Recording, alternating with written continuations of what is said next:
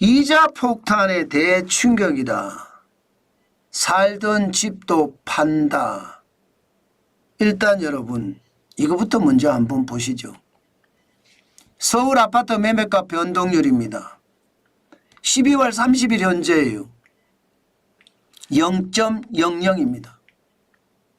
40주 연속 상승을 하다가 결국 이제 끝났습니다. 네, 0.00으로 보합을 기록했다는 뜻이에요. 지난 8월 12일에 0.32까지 올라갔거든요. 그것이 9월 9일에는 0.23까지 떨어졌다가 지금은 12월 23일에 0.11까지 빠졌고요. 이제 0.00 보합을 기록했다는 뜻입니다. 뭔가 분위기가 싸하죠. 집값이 하락하는 어떤 기운이 있으니까요. 그런데 왜 이럴까를 제가 생각을 해봤거든요. 그랬더니 그 답이 찾아지더라고요. 어디서 찾아지느냐? 이 경매 말입니다.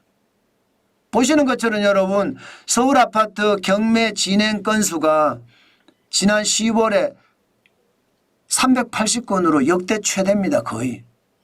2015년 4월 401건 대비 최대고요.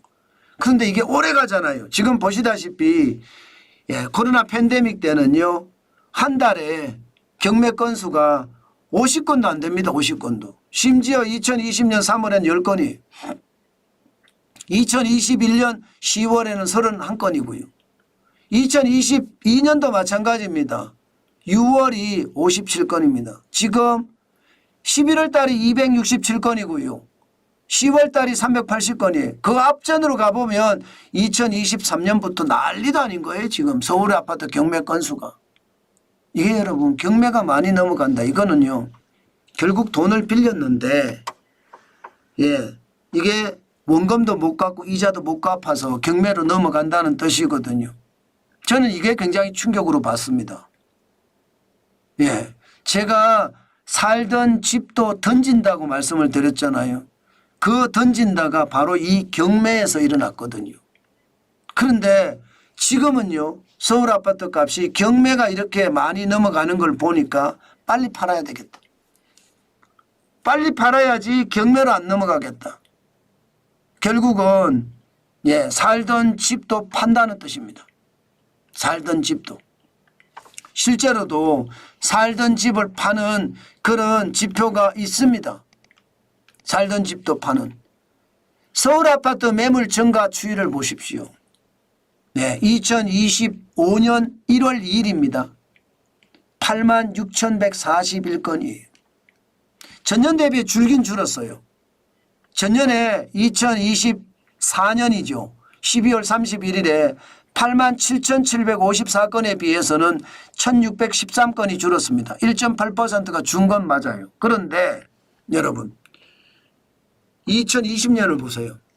2020년을 돌아가 보면 서울 아파트 매물이 44,455건입니다. 2021년도 가보면 45,296건이고요. 2022년도 가보면 56,672건이 거기에 비하면 지금 86,141건은 엄청나게 많은 거죠. 지난 4월 4일엔 10만 건이 넘었습니다. 10만 2,085건까지 넘어갔습니다. 게다가 서울의 평균 매물, 평균 매물이라고 이야기하면 보통 4만 건, 5만 건, 5만 건 정도 됩니다. 5만 건에서 6만 건 사이가 평균 매물군이라고 합니다. 그런데 8만 6천 건이면요. 일반적으로 이야기하는 8만 5천 건이 넘으면 공급 가행이라고 했거든요. 지금 공급 가행이 일어나고 있는 거예요. 공급 가행이. 8만 5천 건이 넘으니까. 그러니까 서울 집값이 계속 떨어질 수밖에 없는 거예요. 서울 집값이. 이제는 떨어지고 더 많이 떨어질 가능성도 있습니다. 게다가 비수기잖아요. 12월 달도 비수기고요. 집값은 비수기가 1월 달도 비수기입니다. 그러면 1월 달에 집값이 더 떨어질 수 있다는 건가요? 떨어질 수 있을 것으로 그렇게 예상이 됩니다. 왜 그렇게 예상까지 하느냐? 아마 경매 건수도 더 많아질 것은 당연하지만 거래량이 팍 줄었습니다. 11월 거래량을 보세요. 11월. 11월 거래량을 보면 3,235건이에요. 4,000건도 안 돼. 4,000건도. 굉장히 많이 내려갔죠. 12월의 거래량도 이거 만만치 않아요. 1,681건밖에 안 됩니다. 1,681건. 이것을 보니까 결국 말입니다. 결국 거래가 안 돼요. 거래가. 아니 매물은 많은데 거래가 안 된다.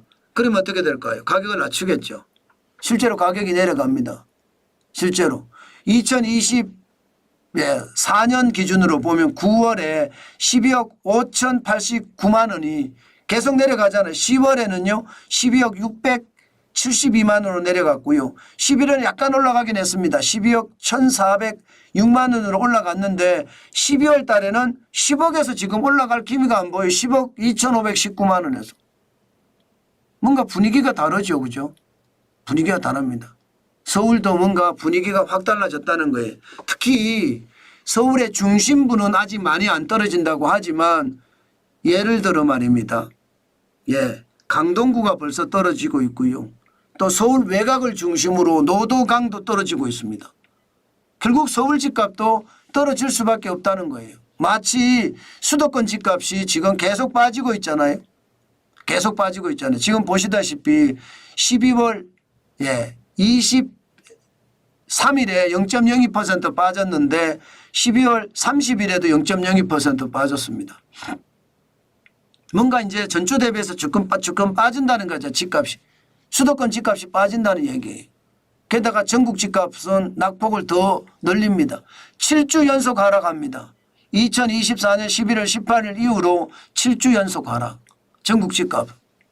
그러니까 전체 집값이 많이 빠지고 있다는 이야기잖아요. 그죠?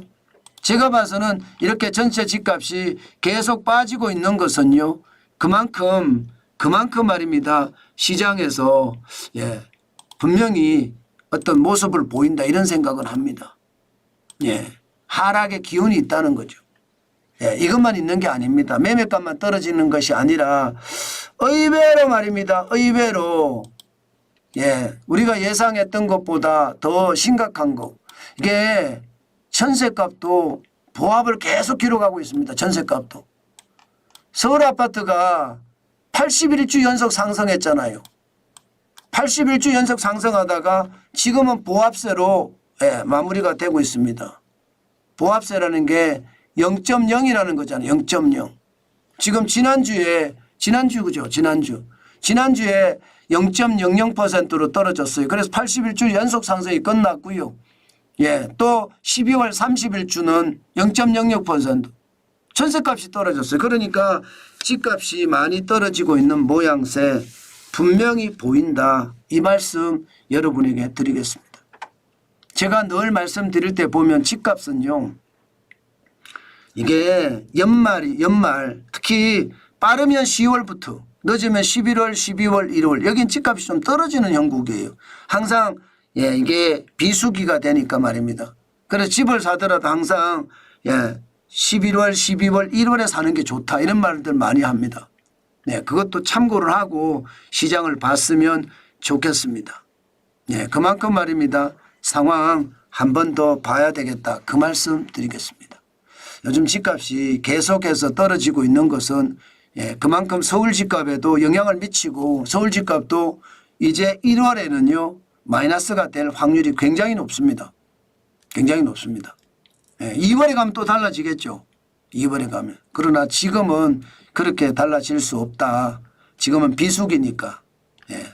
또 살던 집도 팔려고 매물이 많으니까 그렇게 생각하면 될 것 같습니다.